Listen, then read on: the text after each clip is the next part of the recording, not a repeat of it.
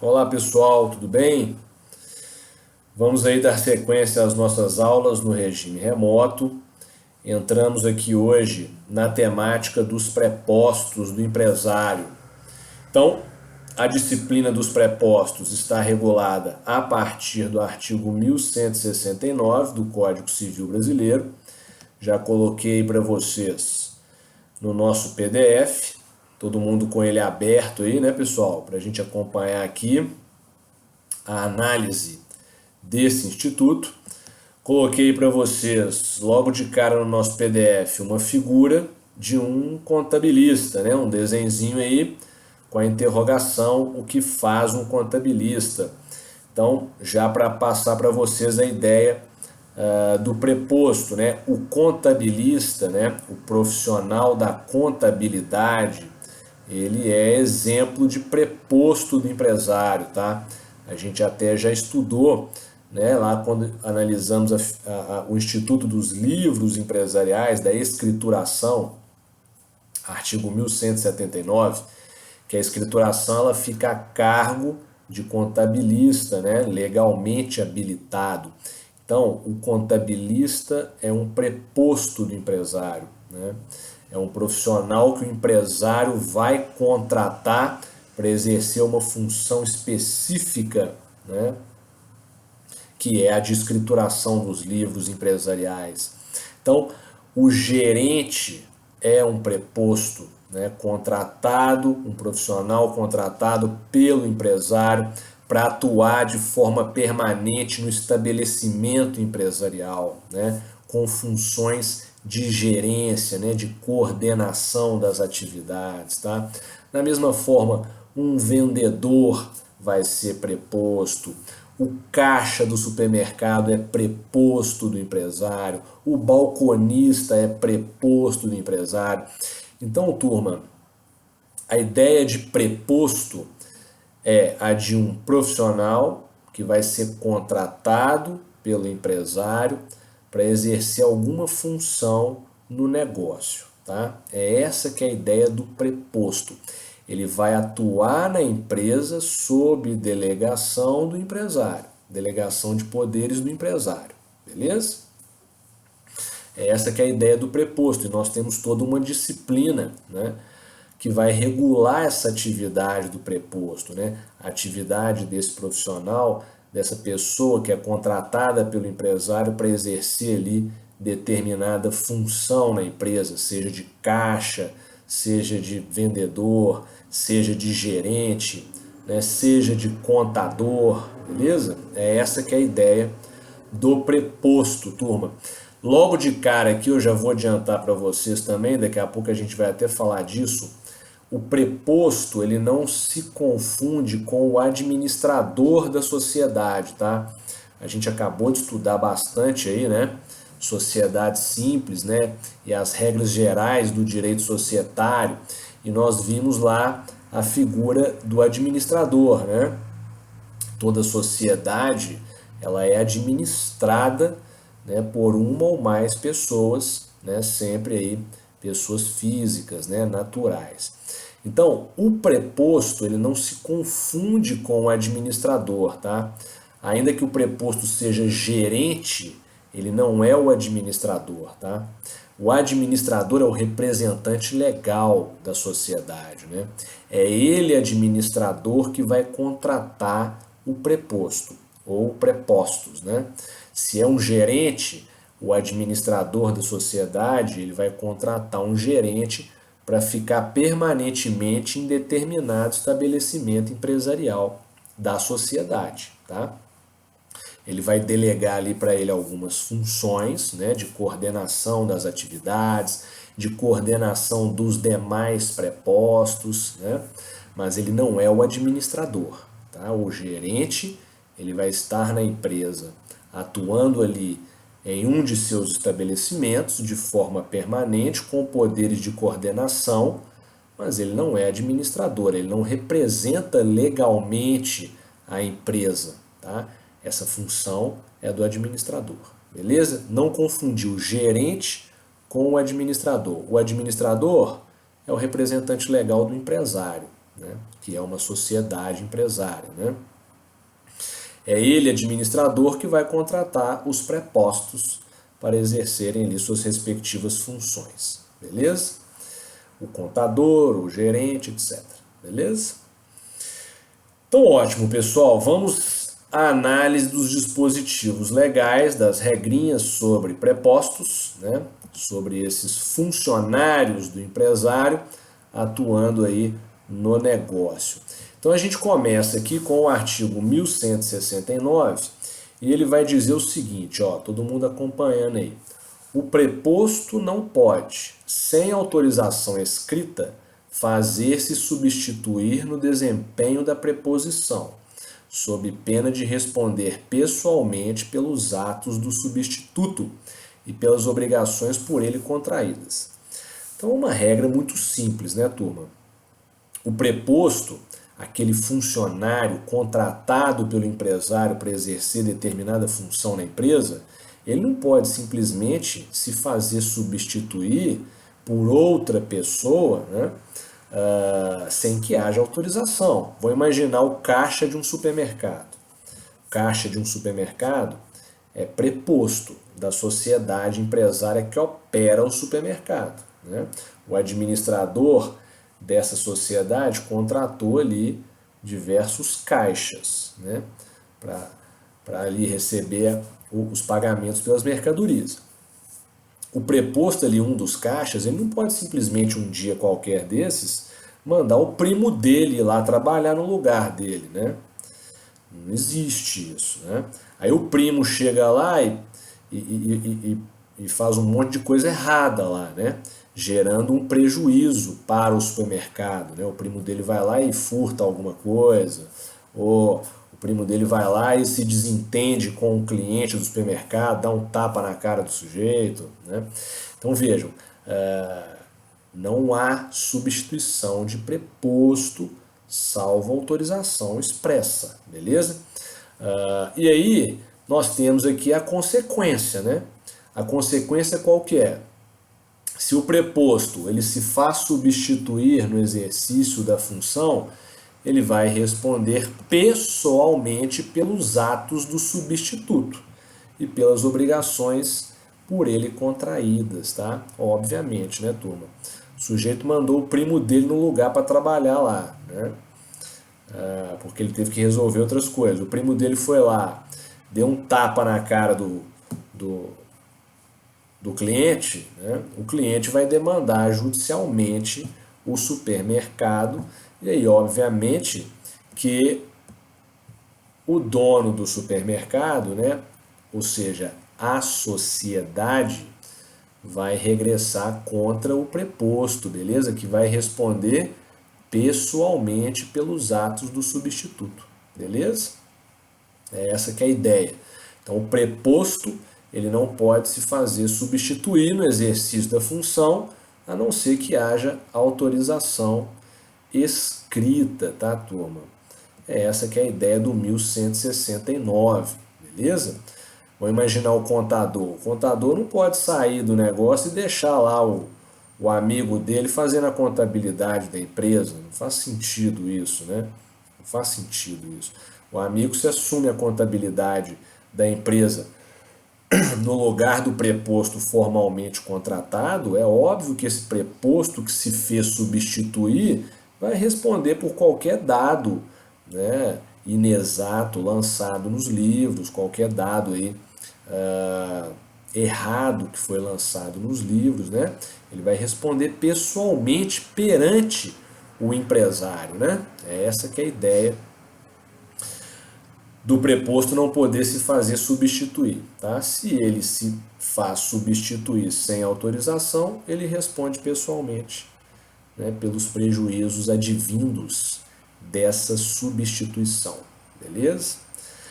Aí a gente chega no artigo 1170 que vai falar: o preposto, salvo autorização expressa, não pode negociar por conta própria ou de terceiro, nem participar, embora indiretamente, de operação do mesmo gênero da que lhe foi cometida, sob pena de responder por perdas e danos, e de serem retidos pelo preponente os lucros da operação. Então o que é isso aqui, turma? Esse artigo ele é um pouco mal redigido, tá? Mas qual que é a ideia do 1170? O preposto, esse funcionário que o empresário contratou para exercer determinada função, ele não pode concorrer com o empresário. Né? É essa que é a ideia aqui, tá, turma? Imaginem que o empresário, né, ele contratou um vendedor, tá? É um empresário que atua no ramo de importação e comercialização de máquinas agrícolas. Vamos imaginar aqui, tá? Esse empresário, né, atua com importação e comercialização de máquinas agrícolas, ele vai contratar um vendedor, tá? Ele vai contratar um vendedor. O vendedor vai viajar através, né, das fazendas, né, nos interiores aí, buscando empresários do agronegócio e oferecendo as máquinas agrícolas que são importadas, né? Tratores, colheitadeiras, etc. Então vejam, esse vendedor, né, uma vez formalmente contratado por esse empresário, né, por uma sociedade empresária, ele passa a ser preposto do empresário. Tá? Sendo preposto do empresário, ele não pode estar vendendo as máquinas agrícolas importadas, né, por essa sociedade empresária e também fazendo a mesma venda de máquinas agrícolas do concorrente. Né? Ele não pode fazer isso. Né? Se ele age dessa forma, ele está violando um princípio basilar, né, do direito contratual aqui, que é o princípio da boa-fé objetiva, né, que a gente vai encontrar lá no artigo 421 do Código Civil. Beleza, pessoal? Então, o 1170 detalha essa lógica. O preposto ele não pode atuar, né, em concorrência, né, com o empresário que o contratou. Beleza? Então, esse vendedor de máquinas agrícolas, que atua em nome da sociedade empresária importadora, ele não pode vender a máquina agrícola do concorrente, beleza? Não faz sentido isso. Se ele tem dois contratos, um com o concorrente e o outro com a sociedade importadora, e o do concorrente tem ali condições mais vantajosas, é óbvio que ele vai dar preferência para vender as máquinas do concorrente. E aí ele vai deixar de celebrar negócios para a sociedade importadora que o contratou, né? E aí a gente vai ter uma situação de violação do princípio da boa-fé objetiva do artigo 1170 do Código Civil, gerando consequências aí para esse preposto que estão na parte final do 1170 aí, ó, sob pena de responder por perdas e danos e de serem retidos pelo preponente os lucros da operação. Preponente é a sociedade, preposto é o funcionário contratado, beleza? Então é óbvio que o preposto que age dessa forma, em concorrência desleal, né, ele vai responder por perdas e danos, ou seja, responsabilidade civil, tá, pessoal? Responsabilidade civil, lá do artigo 389 do Código Civil Brasileiro, beleza? Responsabilidade civil, perdas e danos, né? E ainda tem a questão de ter retido aí pelo preponente os lucros da operação, ou seja, dos negócios que ele deixou de fazer para o preponente e o fez para o empresário concorrente. Beleza? É essa que é a ideia aqui do 1170. Trabalha com a chamada concorrência desleal, preposto que concorre de forma ilícita com o seu preponente. Aí, turma, a gente chega no 1171. O 1171 vai falar o seguinte, ó. Considera-se perfeita a entrega de papéis, bens ou valores ao preposto, encarregado pelo preponente, se os recebeu sem protesto, salvo nos casos em que haja prazo para reclamação. Então, o que é isso aqui, turma? Essa regrinha ela é muito importante, tá? Se o empresário contratou um funcionário, contratou um preposto, beleza? Então, eu tenho ali a figura do preponente e do preposto, e aí esse empresário, ele adquiriu determinadas mercadorias, a gente pode até usar esse exemplo que a gente acabou de analisar, da sociedade empresária importadora que atua na importação e comércio de máquinas agrícolas. Vejam, as máquinas agrícolas vão chegar, né, via importação, né, lá pelo Porto de Santos, né, que é o maior porto da América Latina. Essas máquinas vão chegar lá, vão ser colocadas, né, numa transportadora, atuando aí no modal rodoviário, e elas vão chegar aqui em Belo Horizonte, por exemplo, né, na sede dessa sociedade empresária. É óbvio que não vai estar lá para receber a mercadoria, né? Estou falando aqui de uma sociedade grande, tá? Não vai estar lá para receber a mercadoria o administrador da sociedade, né? Às vezes ele está em outras atividades, beleza? O administrador, vão lembrar, ele é o diretor da empresa, é o CEO, é o presidente, né? Não, quem vai receber essas mercadorias vai ser um preposto, tá? Então vejam, esses bens, essas mercadorias entregues ao preposto, considera-se como sendo entregues ao preponente, ou seja, ao empresário que adquiriu as mercadorias, tá? É isso que o 1171 está falando, né? Então vejam, o preposto, né, que está ali, né, como funcionário designado para receber e conferir aquelas mercadorias, ele vai receber a entrega, vai verificar, vai checar e vai assinar o recibo de entrega das mercadorias, né? Quem comprou as mercadorias foi a sociedade empresária, o preponente, não foi o funcionário. O funcionário está ali agindo como preposto da empresa, né? Então, essa assinatura que ele dá no recibo de entrega, né, tem, tem aí a validade como se tivesse sido feita pelo empresário preponente. É isso que o 1171 vai especificar, tá? Então, vejam, percebam que o 1171 ele vai falar assim, ó, considera-se perfeita, ou seja, entregou para o preposto, é como se tivesse sido entregue para o empresário, para o preponente. A entrega de papéis, bens ou valores ao preposto, encarregado pelo preponente, se os recebeu sem protesto. Então, o que significa isso?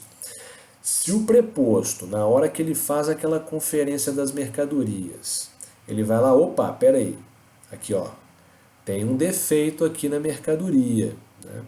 Ali ele está fazendo um protesto, percebe? Ele já está protestando, já está alegando que há um defeito porque ele checou a mercadoria antes de dar o recebido, beleza? Então, se ele não faz isso, se ele não levanta um protesto de que há alguma irregularidade ali naquela mercadoria, seja de quantidade, seja de qualidade, etc., a entrega vai ser considerada perfeita.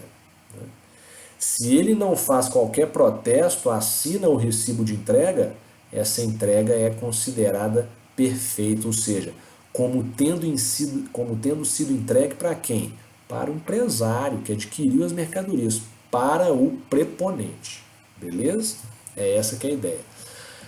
Aí vem aqui no finalzinho, salvo nos casos em que haja prazo para reclamação. A depender do contrato, pode vir lá, do contrato de compra e venda de mercadoria, pode vir lá que o empresário ele tem tantos dias para reclamar, né?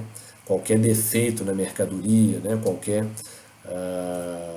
irregularidade aí nessas mercadorias. Então, se não há esse prazo para reclamação, né? Então e não houve qualquer protesto do preposto, a entrega é perfeita, beleza? A entrega é considerada perfeita, tanto de papel, quanto de bens, quanto de valores, tá? No final do nosso PDF aí, ó, eu coloquei aqui para vocês dois julgados do TJMG envolvendo figura de preposto, tá? E um deles, o primeiro aqui, ó, vai versar justamente sobre o 1171, tá? Ou seja, eu tenho ali a questão ali de notas fiscais, né? Acompanhadas aí da entrega de mercadoria, tá? Como documentos hábeis à execução de dívida, tá? E aí esses comprovantes de mercadoria, de entrega de mercadorias assinados pelo preposto, não pelo empresário, né? Porém, os advogados do empresário, ao defender ele dessa cobrança de dívida, alegaram que o comprovante de entrega das mercadorias tinha sido assinado pelo preposto, querendo levantar aí, portanto, uma nulidade da obrigação, tá?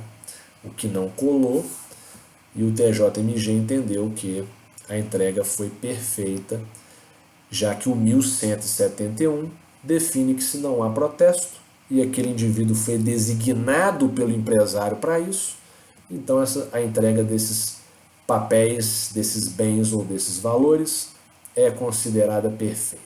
Beleza, pessoal? É essa que é a ideia. Depois vocês deem uma lida nesses julgados lá no final. Quem tiver com tempo, baixe o inteiro teor do acórdão, tá? Para vocês verem esses institutos sendo trabalhados aí na prática, beleza? Essa que é a ideia. E aí a gente chega na figura do gerente. Nós temos lá, né, quando você se irrita numa loja, você quer falar com o gerente, né? Assim, chama o gerente. É essa que é a ideia, tá? O gerente é aquele cara que você vai chamar na loja lá quando você fica insatisfeito com alguma coisa, né? Brigou no supermercado lá com o caixa, você vai falar com o caixa assim, chama o gerente, quero falar com o gerente. O gerente é esse cara, é o preposto permanente no estabelecimento empresarial, né, exercendo atos de coordenação, tá? O caixa do supermercado é um preposto, porém ele não é considerado gerente. Ele tem uma função específica, que é de passar as mercadorias ali no leitor, né? Contabilizar ali essas mercadorias e receber o pagamento pelas mercadorias. Esse é o caixa, beleza? Mas o empresário, o administrador da sociedade empresária, ele vai contratar um gerente, beleza? Que vai coordenar todas as atividades do supermercado. Vai conferir mercadoria que está chegando, se está chegando na qualidade, quantidade que foi adquirida. Ele vai coordenar o pessoal, né? Os horários de trabalho de cada um dos caixas, pessoal da limpeza, pessoal que trabalha no açougue do supermercado. Esse é o gerente, né? É ele que vai ter a interlocução direta com o administrador da sociedade.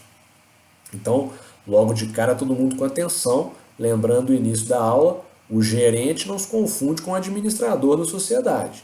O gerente ele é contratado pelo administrador, beleza? Vou imaginar aqui, por exemplo, a rede de supermercados Walmart. Tá? A rede de supermercados Walmart é uma multinacional, né? Atua no mundo inteiro. Né? Aqui no Brasil, especificamente, ela tem as suas atividades e ela tem um administrador, que vai ser o presidente do Walmart no Brasil. Tá? O presidente do Walmart no Brasil é um executivo, é o CEO do negócio aqui no Brasil. Né? Esse indivíduo vai estar na sede da empresa, que é lá em São Paulo. Tá? Agora, eu tenho o Walmart, por exemplo, no Rio de Janeiro, eu tenho o Walmart aqui em Belo Horizonte, eu tenho o Walmart em outras capitais espalhadas Brasil afora. Né? Para gerir essas filiais, né, eu vou ter ali a figura de gerentes, tá, estabelecidos em cada um dos estabelecimentos empresariais com essas funções de coordenação das atividades daquele estabelecimento empresarial. Tá? Então, o presidente do Walmart, lá, o CEO, o administrador, o diretor, é ele que vai contratar esses gerentes que vão coordenar as atividades em cada uma das filiais da empresa espalhadas aí no seu market share, beleza? Na sua fatia de mercado aí. Tranquilo, pessoal? É essa que é a ideia, tá? Não confundir administrador de sociedade com gerente, beleza? Então, o 1172 ele vai falar assim, ó, considera-se gerente o preposto permanente no exercício da empresa, na sede desta ou em sucursal, filial ou agência. Então, esse é o gerente, tá? Funções de coordenação das atividades que vão além das funções de um mero preposto, né? Comparando aí o caixa do supermercado com o gerente do supermercado, beleza? Tranquilo? Ele pode estar atuando tanto na sede quanto em sucursal, filial ou agência. Sucursal, filial ou agência, turma, são sinônimos, expressões sinônimas, tá? Para estabelecimentos empresariais, para filiais, tá? São expressões que a gente vai encontrar aí, por exemplo, agência, banco gosta de usar a expressão agência para definir as filiais, né? Eu tenho o Banco do Brasil e o Banco do Brasil, ele vai ter sua sede e ele vai ter um monte de filial espalhado aí, são as agências bancárias, tá? É essa que é a ideia. A expressão sucursal, ela já é mais antiga, tá? Hoje em dia a gente não ouve tanto a expressão sucursal, mas da mesma forma, sucursal é filial, beleza? Sucursal, filial e agência, portanto, são expressões sinônimas que denominam os estabelecimentos empresariais secundários, tá? Ou seja, separados da sede. Tranquilo? É essa que é a ideia. Então, o gerente é esse preposto permanente aí no estabelecimento empresarial, seja na sede, seja em filial. Aí o 1173 vai falar assim, ó, quando a lei não exigir poderes especiais, considera-se o gerente autorizado a praticar todos os atos necessários ao exercício dos poderes que lhe foram outorgados. Então, muito simples, né? O gerente ele vai ser escolhido pelo administrador da sociedade ou pelo próprio empresário individual, né? Ou pelo próprio empreendedor por trás ali da Eireli, tá? Ele vai ser escolhido, vai ser contratado para exercer uma função, e aí nós temos que esse gerente, né, a não ser que a lei exija dele poderes especiais para praticar determinado ato, né, ele é autorizado pelo empresário para praticar todo e qualquer ato necessário ali à coordenação das atividades, tá? É essa que é a ideia, é um artigo bem simples, né? Tranquilo, pessoal? É essa que é a ideia aí, ou seja, o gerente ele tem uma atuação ampla, né? Que decorre aí da sua própria atividade de coordenação das atividades, né? Então, a não ser que a lei exija poderes especiais para a prática de algum ato por parte dele, gerente, presume-se que ele está autorizado, né, a praticar todos os atos ali necessários à gerência da empresa, tá? E aí, o 1170, aí tem o parágrafo único, né? O parágrafo único vai falar assim, ó. Na falta de estipulação diversa, consideram-se solidários os poderes conferidos a dois ou mais gerentes. Então, é mais ou menos igual aquela regra que a gente já viu de administrador, né? Se eu tenho dois gerentes e não se especifica ali no ato de nomeação desses gerentes, né, que um um tem determinadas atividades e o outro tem outras atividades, presume-se que ambos podem praticar todos os atos de gestão ali daquele estabelecimento de forma conjunta. É isso que fala aí no parágrafo único, tá? Quando diz que consideram-se solidários os poderes conferidos a dois ou mais gerentes, significam que os gerentes atuam conjuntamente, tá? Eles atuam conjuntamente, cada um ali exercendo, né, as atribuições de gerência que forem sendo demandadas, tá? Ou seja, se o empresário preponente ele não separar as atividades, os dois podem praticar quaisquer atos de gerência necessários aí ao exercício da função. Beleza? É essa que é a ideia. Artigo 1174. As limitações contidas na outorga de poderes para serem opostas a terceiros dependem do arquivamento e averbação do instrumento no registro público de empresas mercantis, salvo se provado serem conhecidas da pessoa que tratou com o gerente. Aqui, turma, no 1174, todo mundo vai ter que lembrar de uma regrinha que a gente já estudou quando estudamos administração, que foi a da chamada teoria dos atos ultra vires. Todo mundo está lembrando dessa teoria? Quando a gente estudou administração lá na Sociedade Simples, nós vimos a teoria dos atos ultra vires. O que é isso? A teoria dos atos ultra vires está lá no artigo 1015 do Código Civil. Vai ocorrer quando o administrador ele age além das suas forças, né? Ele pratica atos no mercado, né, para o qual ele não foi autorizado pelo empresário, né? Então ele está agindo além do que lhe é permitido, está fazendo além do que lhe é permitido fazer. É isso que é ultra vires. Aqui é a mesma ideia, tá? Ou seja, vejam, vai falar assim, ó, as limitações contidas na outorga de poderes, ou seja,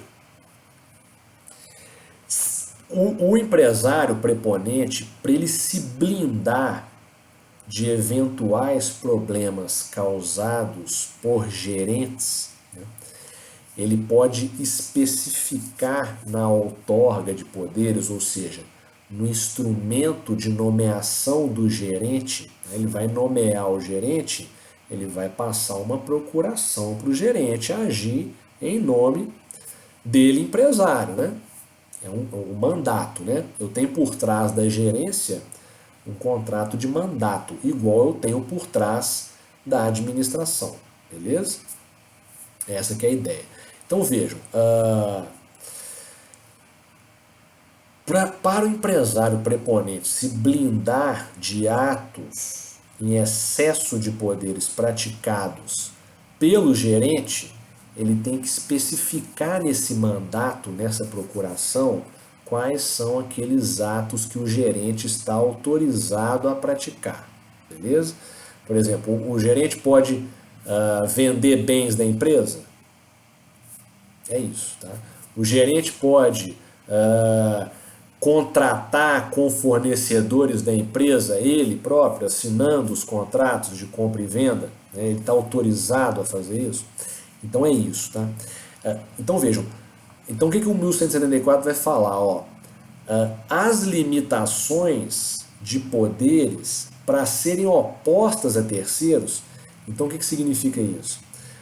O preposto agiu com excesso de poderes, causou um prejuízo a terceiro. O terceiro, obviamente, ele vai demandar quem? O preponente, né? O preponente vai demandar o empresário. Para o empresário se opor a terceiro, a esse terceiro que está demandando em razão do ato praticado pelo gerente, pelo preposto, para ele se opor a terceiro, os poderes do preposto vão ter que estar previstos no ato de nomeação, ou seja, no instrumento do mandato, na outorga de poderes, e essa outorga de poderes vai ter que estar arquivada e averbada na junta comercial. Beleza? que é dando sequência aí, ó, dependem do arquivamento e averbação do instrumento do registro público de empresas mercantis, tá? Salvo se provado serem conhecidos da pessoa que tratou com o gerente. Então vejam, o gerente atuou com excesso de poderes, ultra vires, teoria dos atos ultra vires. O terceiro, que foi prejudicado pelo ato do gerente, que atuou com excesso de poderes, vai demandar o empresário. O empresário só pode sair fora da obrigação de indenizar o terceiro, de pagar o terceiro, se ele provar que a limitação de poderes estava definida no instrumento do mandato e esse mandato estava averbado, arquivado na junta comercial, tá? É isso que o 1174 está falando. Tá? Se não era o caso, se não havia especificação, né, de atos que o preposto estava autorizado a praticar, se não há isso, acabou. O empresário vai responder, beleza? Não vai conseguir sair fora dessa obrigação perante o terceiro, não. Tá? Agora, se estava registrado lá na junta comercial que o preposto não podia celebrar qualquer contrato de compra e venda, então o empresário consegue se opor ao terceiro e falar, ó, o preposto não podia fazer isso não, eu estou fora dessa responsabilidade, estava definido lá na junta comercial que ele não podia fazer isso, então você cobra exclusivamente do preposto o seu prejuízo, não cobre isso de mim. É isso que o 1174 fala. Na prática, não cola. O 1174, igual quando nós vimos lá na questão da administração, quando estudamos teoria dos atos ultravírus, eu expliquei para vocês, os tribunais não têm mais encampado teoria dos atos ultravires, tá, pessoal? Muita atenção com isso. Se o preposto ele se apresenta ao mercado como tendo poderes para praticar aquele ato específico que lesou o terceiro, o empresário vai responder, ainda que tivesse sido definido lá na outorga de poderes que ele não podia praticar aquele ato, tá? Essa é a chamada teoria da aparência, beleza? Hoje, a teoria da aparência nos tribunais é que é aplicada em detrimento da teoria dos atos ultravires, que a gente está vendo aqui no 1174 e que está lá no artigo 1015, parágrafo único do Código Civil, beleza? Que a gente já estudou. Então, se o indivíduo se apresenta ao mercado aparentando possuir os poderes, se ele agiu com excesso, o problema é dele e do empresário, beleza? O terceiro vai poder cobrar mesmo assim do empresário.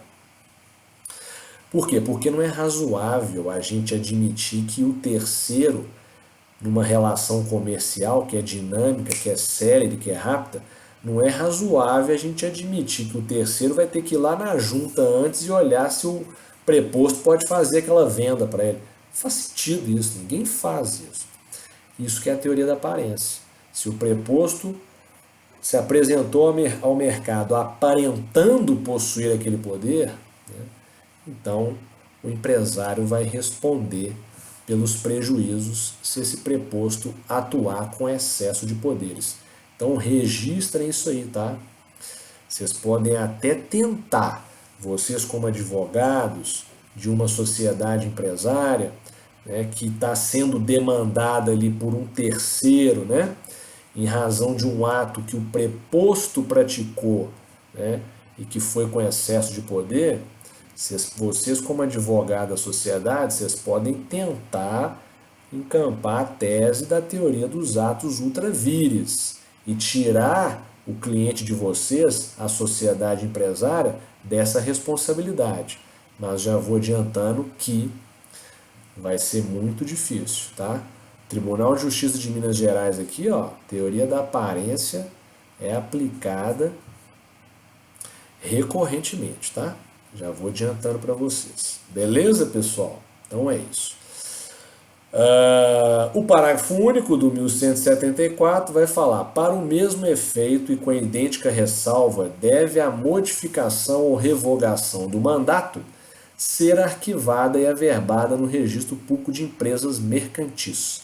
Ou seja, da mesma forma que você limitou os poderes do gerente na procuração e averbou na junta, se ocorreu revogação desses poderes, você também tem que arquivar e averbar essa revogação de poderes na junta comercial, né, para conseguir opor a terceiros aquele ato em excesso que foi praticado pelo preposto. Da mesma forma, teoria da aparência costuma anular, beleza, a aplicação desse artigo 1174 e seu parágrafo único. Beleza, pessoal? Muita atenção para isso aí.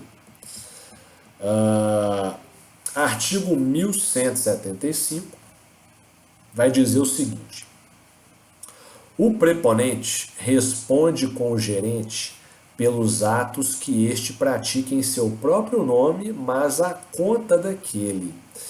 Então, o que é isso aqui? Nós temos aqui uma hipótese de responsabilidade solidária entre o preponente e o preposto, tá? Que é quando? Quando o preponente, quando o preponente contratou o preposto, tá? E aí, o preposto ele está agindo em seu nome próprio, mas atuando para o preponente, beleza? Ele está atuando para o preponente. Então, ele está se apresentando no mercado e está celebrando negócios no mercado. Por exemplo, um vendedor, ele está celebrando negócios no mercado como vendedor, como ele próprio estivesse vendendo as mercadorias, né? Mas na verdade quem está vendendo é o preponente, tá? Mas é ele que está assinando os contratos de compra e venda, como se ele possuísse as mercadorias que estão sendo vendidas, né? Então é essa que é a ideia. Quando o preposto ele age em seu nome próprio, mas à conta do preponente, ele vai assinar ali o contrato de compra e venda, mas quem está vendendo a mercadoria, na verdade, quem é o dono da mercadoria, é o preponente. Então o preposto vai assinar, mas é o preponente que é o dono da mercadoria. Então, nesses casos, né, advindo aí inexecução de contrato, responsabilidade civil contratual, etc., a responsabilidade aqui é solidária, tanto do preponente quanto do preposto por ele designado. Beleza? É essa que é a ideia. Tranquilo, pessoal? Isso perante terceiros, né? Perante o terceiro, ambos vão responder. Agora, quando o preposto, né, isso é importante, né? Quando o preposto ele age, né, em nome do preponente, né, então ele não é, ele está assinando, por exemplo, o contrato de compra e venda, né, por procuração do preponente, tá? E aí ali ele está assinando, né, com o PP lá, né, por procuração, tá? Aí não, aí ele está assinando como se fosse o preponente, né? Ou então, em situações em que ele somente consegue a venda, né? Eles conseguem a venda, mas toda a documentação já vem da empresa assinada pelo preponente, né? Quando é esse o caso, ele não está agindo em nome próprio, tá?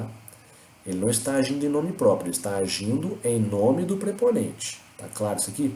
Tem que distinguir essas duas situações. Quando ele age em nome próprio é quando ele assina como se ele fosse o vendedor. Tá? Quando ele age em nome do preponente, ele está assinando como se fosse o preponente, né? E aí ele vai estar resguardado por uma procuração, né?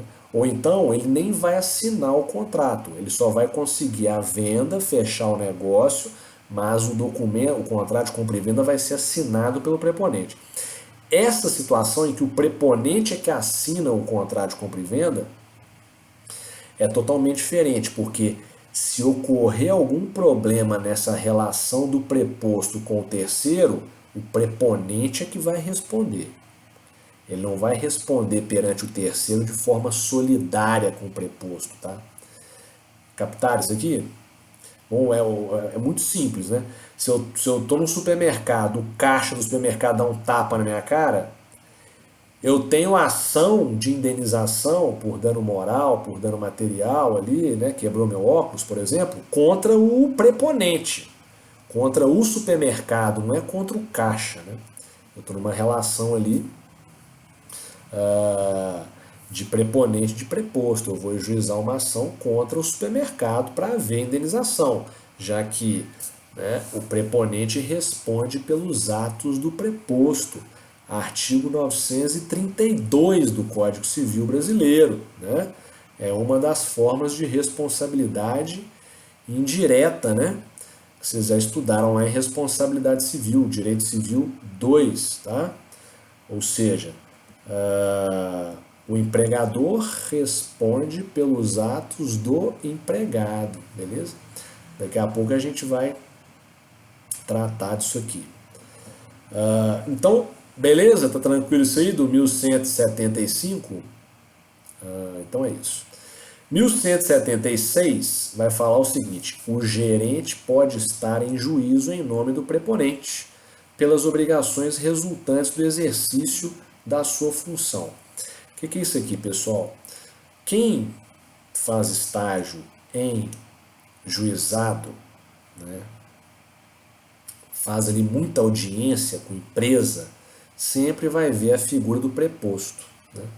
Então, por exemplo, você tem lá uma ação contra a Oi, né, contra a Vivo, contra a TIM, né? Não vai aparecer o administrador da TIM lá, né? Não vai aparecer o administrador da Vivo lá, é óbvio que não. Quem vai aparecer é o preposto designado, tá? Tranquilo isso aqui? Que vai ser o gerente daquele determinado estabelecimento empresarial.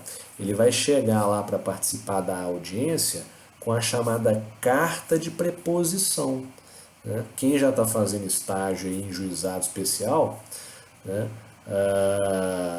já deve estar vendo isso lá, né? A figura do preposto representando a empresa na audiência, ou seja, representando a empresa em juízo, né? Não é o preponente que vai lá, beleza? É o preposto que vai. E isso é permitido aí, né, pelo artigo 1176. Ele vai lá e apresenta a chamada carta de preposição, que nada mais é que o administrador da sociedade, da Vivo, da TIM, da Oi, outorgando poderes de representação da empresa em juízo para o gerente, beleza? Muita atenção, que é isso que o 1176 está tratando, né? Quem fizer estágio em juizado vai ver demais a figura dos prepostos, tá? E depois que estiverem advogando aí, vocês vão lidar muito com o preposto. Aí na audiência lá, vai fazer um acordo, o preposto pega o telefone e liga para o administrador. Ah, ele está querendo X, vão fechar, aí fica aquela negociação do preposto com o administrador do negócio, beleza? É isso. Aí a gente chega aqui na figura do contabilista, meus caros. Olha o contabilista, ó. Então vamos lá.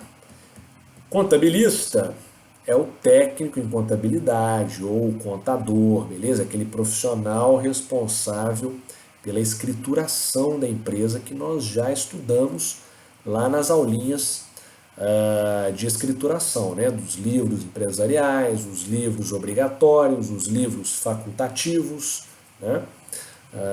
Os livros obrigatórios se dividem em comuns, especiais, né? O livro comum é o livro diário, né? Que é obrigatório para todo e qualquer empresário, beleza?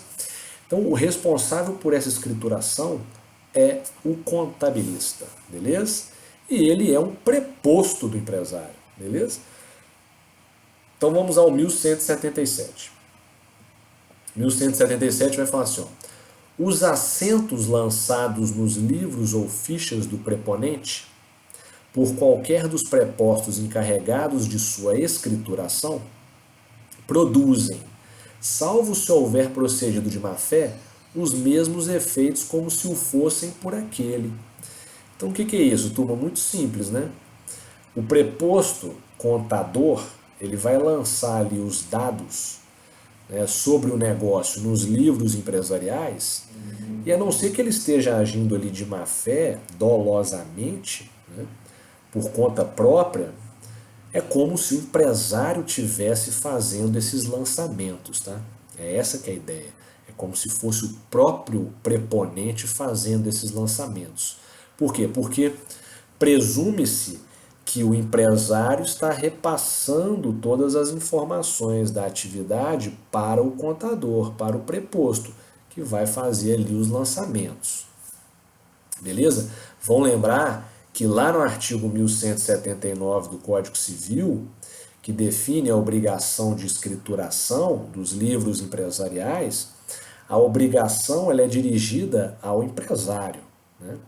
Ao empresário. O empresário é obrigado a escriturar livros empresariais, mas ele vai fazer isso através do preposto contador. Beleza? É isso. Tranquilo? Então, os lançamentos é como se estivessem sendo feitos pelo próprio empresário, a não ser que o contador esteja ali de má fé, né? Agindo ali de má fé em prejuízo do próprio empresário, né? Parágrafo único. No exercício de suas funções, os prepostos são pessoalmente responsáveis perante os preponentes pelos atos culposos e perante terceiros solidariamente com o preponente pelos atos dolosos. Então, o que é isso aqui, turma? Presta atenção. Então, muito simples, né?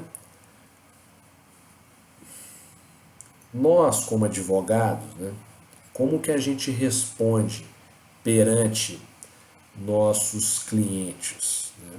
A gente sempre responde na modalidade de responsabilidade civil subjetiva, ou seja, vamos lembrar das aulinhas de direito civil aí, pessoal.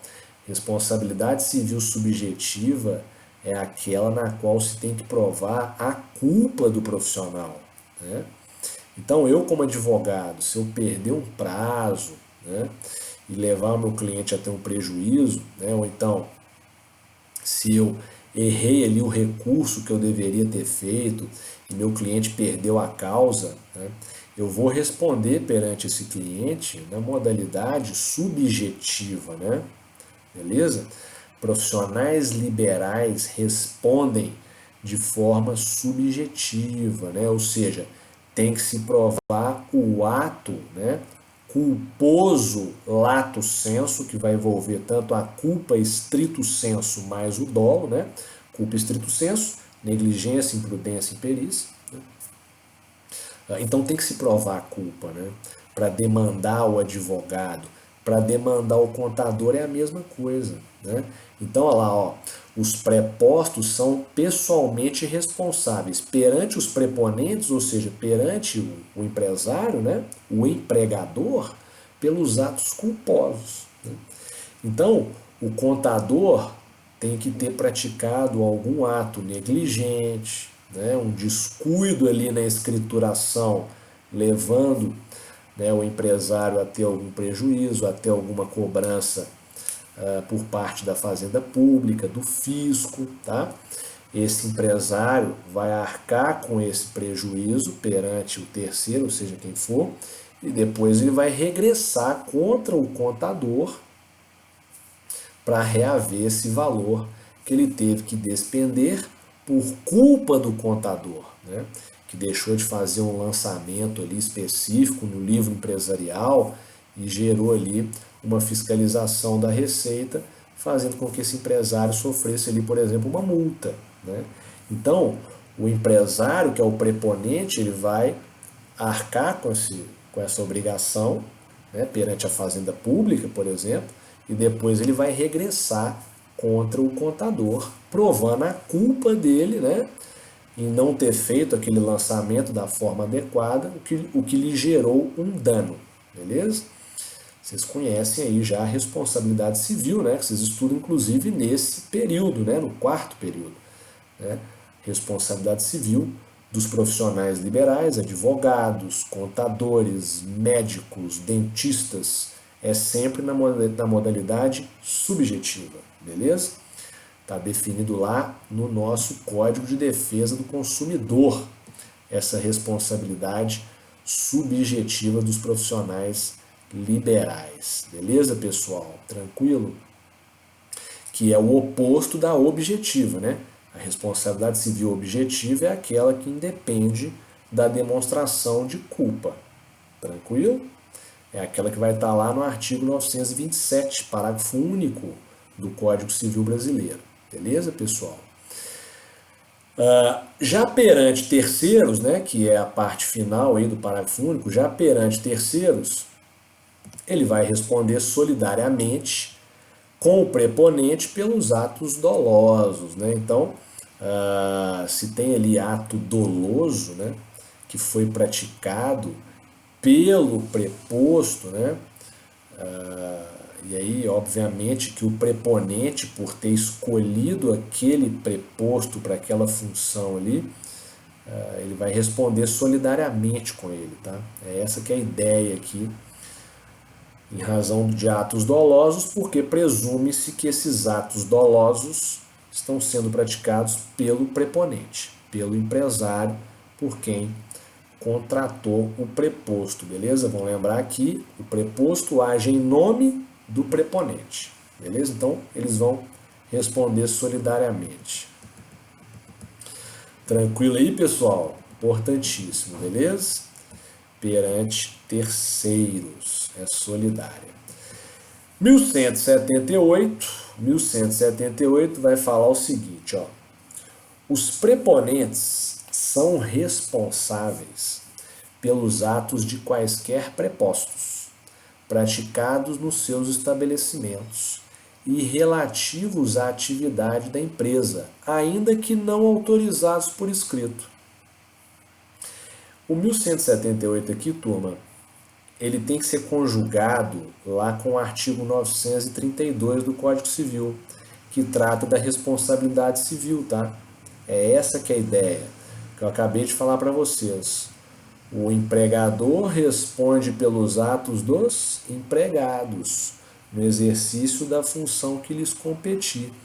Então, o que o 1178 está falando? Ó, os preponentes são responsáveis, preponente é quem? O empregador, tá?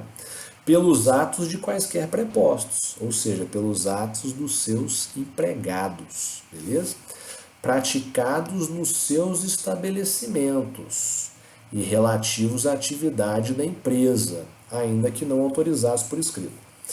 Então é óbvio que o preponente, o empregador, ele vai responder pelos atos do preposto, desde que o preposto esteja agindo no estabelecimento empresarial. Vamos imaginar que o preposto está na rua lá, tomando cerveja num bar, né, tá com o uniforme da empresa, se envolveu numa briga no bar, deu um tapa na cara de um sujeito lá, quebrou o nariz dele numa briga. Esse sujeito depois vai demandar o preponente? Não faz sentido, né? Então é óbvio que o preponente responde pelos atos do preposto praticados no estabelecimento empresarial, beleza?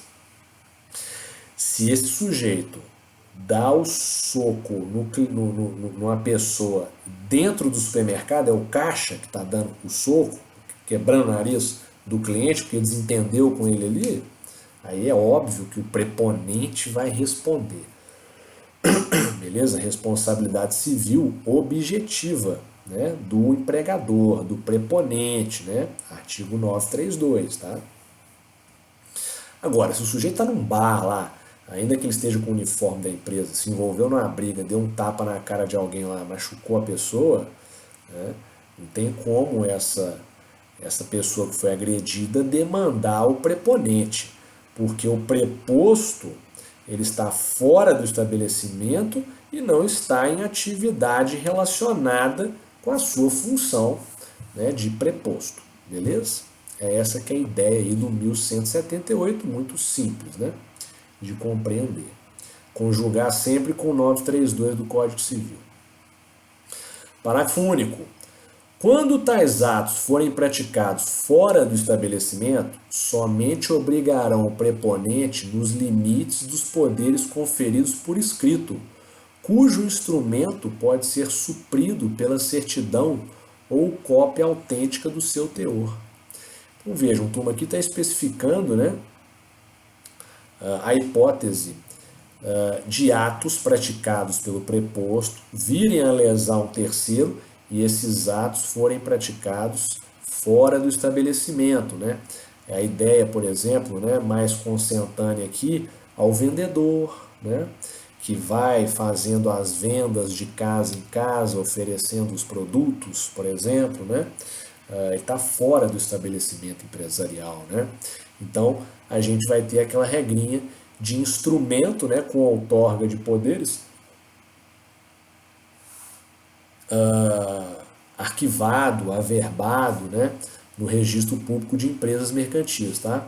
Então, olha lá, ó. Quando os atos forem praticados fora do estabelecimento, somente obriga o proponente nos limites dos poderes conferidos por escrito, ou seja, poder conferido por escrito, na outorga de poderes e arquivado, averbado no registro público de empresas mercantis. Beleza? Essa que é a ideia. Tranquilo? Caso contrário, não vai obrigar o preponente, beleza? Essa que é a ideia, mas lembrar aqui nesse parágrafo único do 1178 da teoria da aparência, que a depender do caso concreto pode afastar a aplicação desse parágrafo único do 1178, tá? Principalmente nesse caso que eu acabei de mencionar aqui de vendedor, né? Vendedor itinerante aí, que fica circulando, buscando negócios para o preponente, tá? Muita atenção, que teoria da aparência hoje é o que se tem aplicado, né, em casos de responsabilidade, né, do preponente por atos do preposto, beleza? Tranquilo aí, turma? Então, no mais, é isso. Nós finalizamos aqui os dispositivos legais que regulam a figura do preposto, esse funcionário, né, que recebe ali poderes do preponente, do empresário, beleza? Para atuar na empresa. Muita atenção, não confundir preposto com administrador, não confundir gerente, que é o preposto permanente no estabelecimento empresarial, com a figura do administrador. Beleza? Tranquilo, pessoal? Então, no mais é isso. Eu coloquei para vocês aqui a doutrina, beleza? Para vocês darem uma lida aí. Coloquei um enunciado do Conselho da Justiça Federal, que é o número 61, e 2 julgados do TJMG versando sobre a figura do preposto. Qualquer dúvida que tiverem, me enviar pelo SGA. Um grande abraço e até mais.